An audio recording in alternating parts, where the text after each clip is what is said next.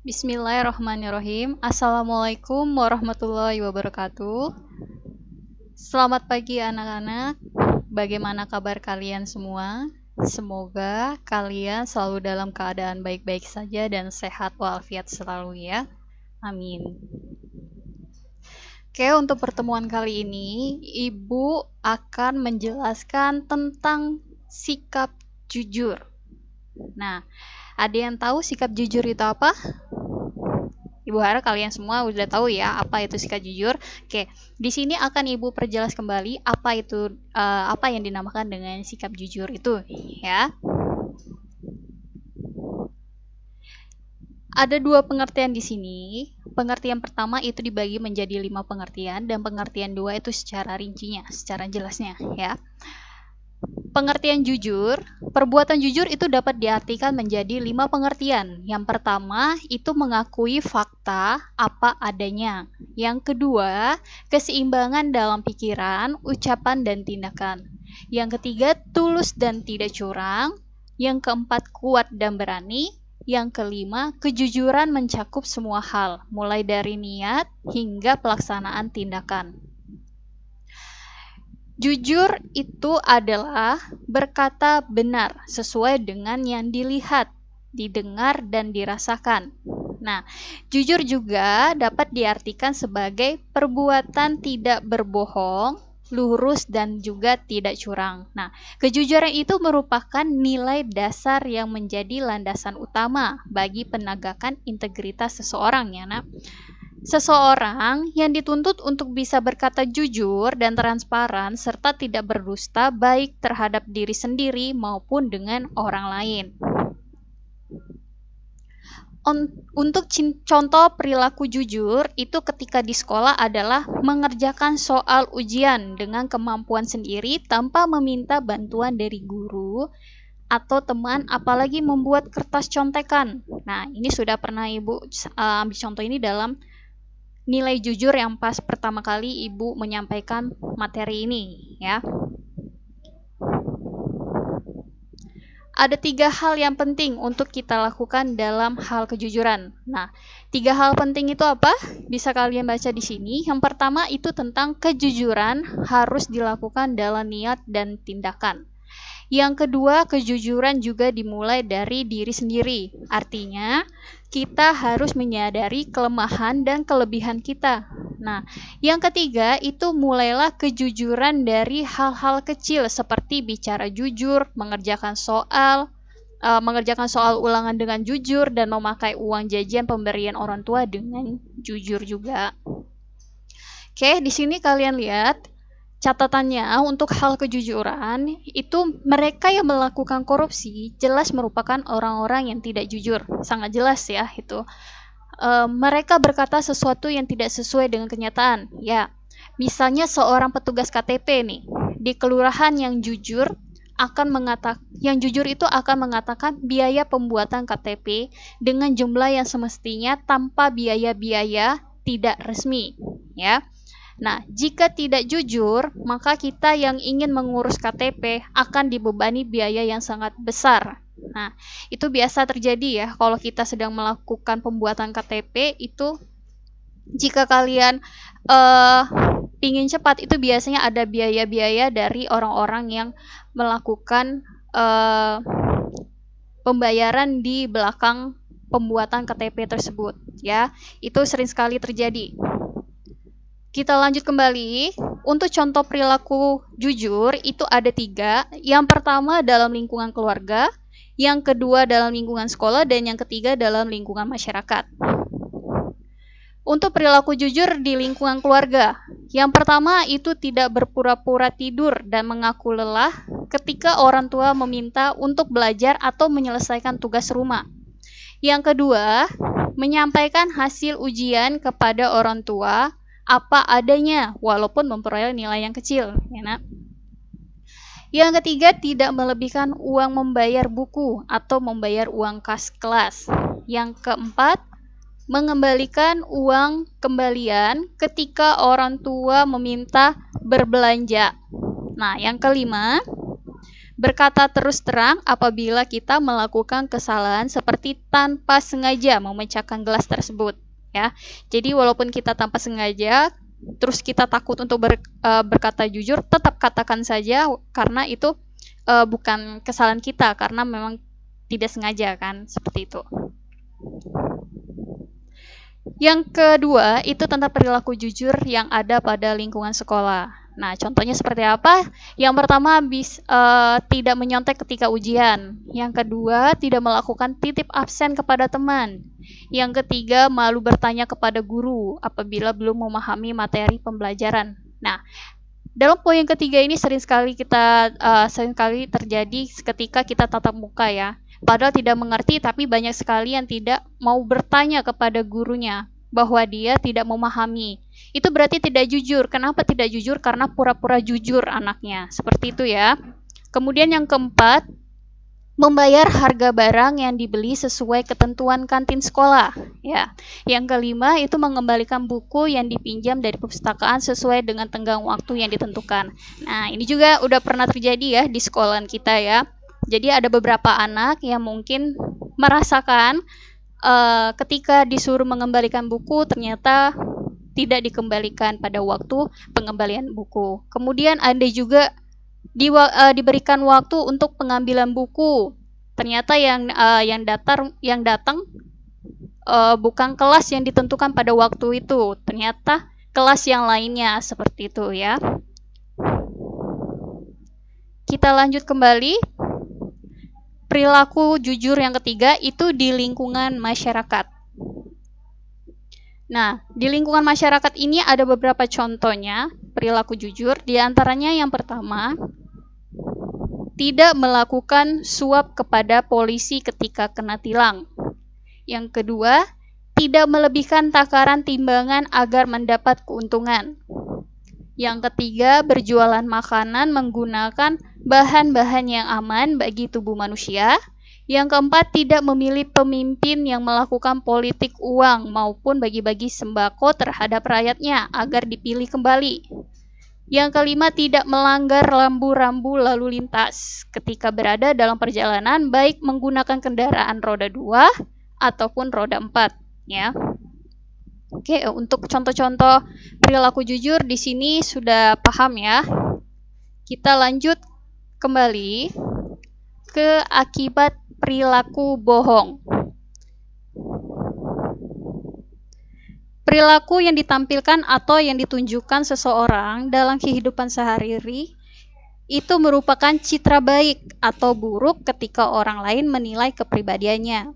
Nah, jadi bagi anak-anak yang ingin terlihat baik di mata orang harus namun dia itu berbohong dengan dirinya sendiri dan orang lain, maka akan ada akibat buruk yang dialami oleh orang tersebut.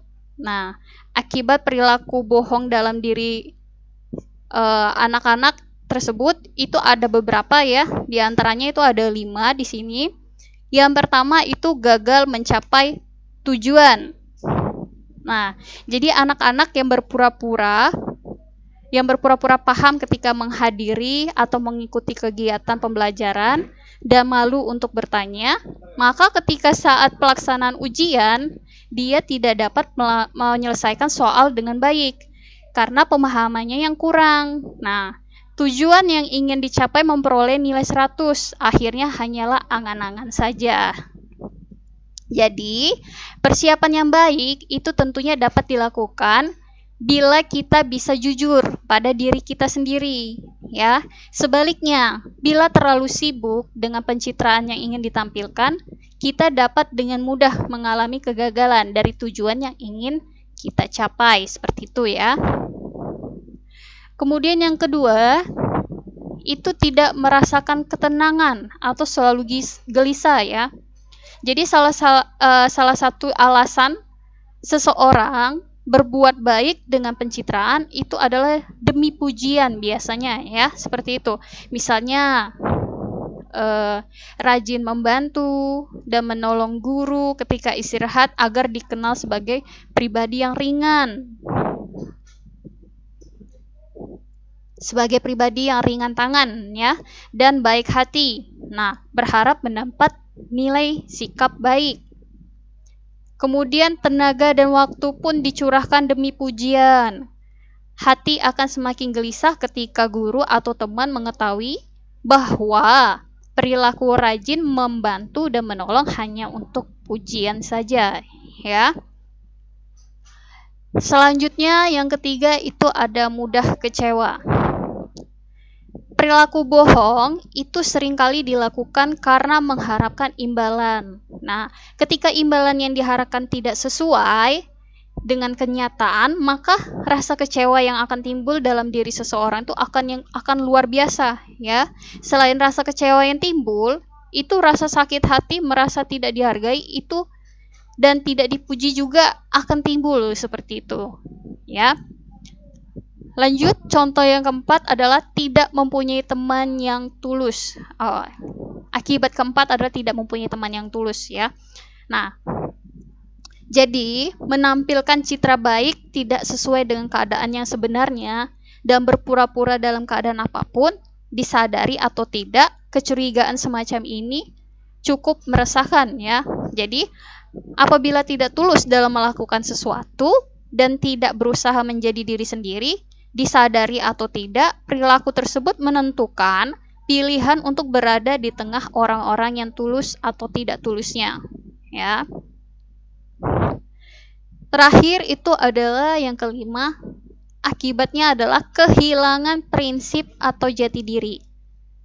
Nah, jadi perilaku bohong karena begitu peduli pada apa yang dipikirkan orang lain dan bagaimana mereka bereaksi, seseorang jadi lupa memikirkan tentang dirinya sendiri. Misalnya, ketika pemilihan ketua OSIS memilih calon ketua OSIS A, karena teman-teman lainnya memilih calon ketua OSIS B, maka dengan mudah berpindah pilihannya.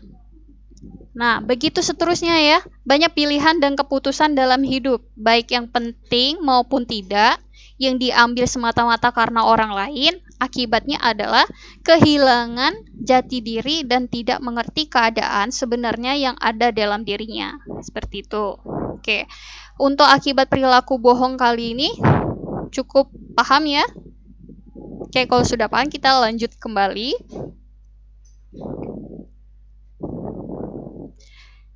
Pembahasan materi terakhir kita tentang mengapa jujur itu sulit. Nah, ada yang tahu kenapa jujur itu sulit? Oke, di sini Ibu jelaskan ya. Kejujuran itu sangat penting untuk dimiliki semua orang, ya Nak. Dan harus dipegang menjadi prinsip hidup. Jadi, seseorang dapat meraih kesuksesan dalam hidup, salah satunya adalah memegang teguh perilaku jujur, baik dalam perkataan maupun perbuatan. Nah, sebaliknya jika seseorang senantiasa tidak jujur dalam segala hal, maka tunggulah waktunya bahwa kesuksesan itu akan sirna karena sifatnya yang sementara, akibat ketidakjujuran dari proses awal meraih kesuksesannya, gitu. Jadi di sini ada beberapa penyebab perilaku kenapa jujur itu sulit ya, sulit dijadikan prinsip hidup, maksudnya seperti itu. Yang pertama adalah mengkhawatirkan pendapat orang lain. Nah, salah satu penyebab jujur itu sulit karena mengkhawatirkan pendapat orang lain dan tidak percaya pada diri sendiri. Jangan jadikan pendapat orang lain itu sebagai penghalang ya, Nak, untuk berkata jujur ataupun menjadikan diri ini jadi tidak percaya diri, seperti itu. Jadi mulailah berdamai dengan pikiran dan hati yang jernih, terus berusaha untuk selalu jujur, walaupun dalam keadaan serumit apapun dan keadaan sepahit apapun, ya. Yang kedua itu menjadikan perilaku bohong sebagai zona nyaman. Rasa nyaman yang timbul itu karena perilaku bohong dapat menyelamatkan keadaan, dapat membuat seseorang mengulangi perilaku bohong, dan sulit untuk berperilaku jujur kembali. Lanjut lagi, yang ketiga, itu takut dijauhi oleh orang-orang di sekitarnya. Orang yang tidak jujur itu akan merasa nyaman ya, Nak. Nyaman berteman dengan orang yang mendukung perilaku tidak jujurnya tersebut. Jadi, ketika seseorang merasa banyak teman dan temannya juga berperilaku tidak jujur, maka akan sulit untuk meninggalkan komunitas atau teman-temannya, sehingga muncul rasa takut apabila berkata jujur. Nah, jadi teman-temannya tidak akan bersahabat lagi atau menjauhinya, seperti itu. Sekarang, untuk kalian semua yang sudah mengetahui bahwa tidak melakukan hal jujur itu dapat dijauhi oleh orang-orang sekitar, maka carilah teman yang saling membangun untuk berkata jujur ya. Perlahan tapi pasti hidupmu akan tertular dengan hal-hal yang positif seperti itu ya. Kita lanjut yang keempat. Yang keempat itu tidak mendengarkan nasihat. Nah, penyebabnya itu karena tidak mendengarkan nasihat ya. Jadi, sulit berkata jujur itu karena tidak mau mendengarkan nasihat. Saat seseorang mengabaikan nasihat ya yang diberikan oleh orang-orang di sekitarnya, maka dalam perjalanan hidup akan terus sulit untuk berkata jujur tersebut ya. Jadi hal yang tidak kita sukai pasti berasal dari sebuah paksaan terlebih dahulu, baru terbiasa dan akan menjadi bagian dalam diri. Nah, seperti itu pula ya halnya dengan berkata jujur. Mulailah terbiasa dengan berkata jujur dan yakinlah jika perilaku jujur itu tertanam dalam diri, maka kesuksesan akan menghampiri. Seperti itu. Terakhir, yang kelima adalah takut jika berperilaku jujur mendapat hukuman. Oke. Hidup selalu melewati masa sulit dan akan tambah sulit jika suka berbohong ya nak. Jadi hukuman yang dipikirkan selama ini hanyalah sementara. Justru seharusnya bangga saat mendapat hukuman untuk memperjuangkan hal yang baik. Sebaliknya, jika kita berkata jujur akan membuat orang lain bangga akan karakter jujur yang dimiliki. Hidup jujur itu bukanlah sebuah pilihan ya nak, tetapi suatu keharusan agar merasakan langsung arti hidup damai yang sesungguhnya. Ya, oke. Sampai situ semuanya paham ya. Mungkin sampai sini yang bisa Ibu sampaikan materi kita. Kalau memang ada yang belum kalian pahami dari yang Ibu sampaikan, kalian bisa tanyakan langsung kepada Ibu melalui grup WA ataupun WA pribadi ya. Untuk tugasnya, sebelum Ibu akhiri, Ibu akan memberikan tugas. Tugasnya itu silakan kalian kerjakan di buku latihan kalian ya, khusus anti korupsi. Kemudian nanti setelah kalian mengerjakan di buku latihan kalian, silakan kalian kirim ke classroom yang telah kita buat ya. Untuk soal yang pertama itu, apakah pengertian dari sikap jujur? Ya, kalau sudah ditanya apakah pengertian dari sikap jujur, berarti tinggal kalian artikan saja sikap jujur itu apa ya. Kemudian yang kedua, sebutkan 3 hal penting yang dapat dilakukan dalam hal kejujuran. Tadi sudah Ibu sebutkan ya. Yang ketiga, sebutkan masing-masing 2 contoh perilaku jujur dalam lingkungan keluarga, sekolah, dan masyarakat. Yang keempat, soal 4, sebutkan akibat perilaku bohong. Ya, tadi sudah Ibu sebutkan juga. Kemudian yang kelima, sebutkan penyebab-penyebab perilaku jujur sulit dijadikan prinsip hidup. Ya, tadi juga udah Ibu sampaikan. Mungkin sekian yang bisa Ibu sampaikan kepada kalian materi-materi anti korupsi hari ini.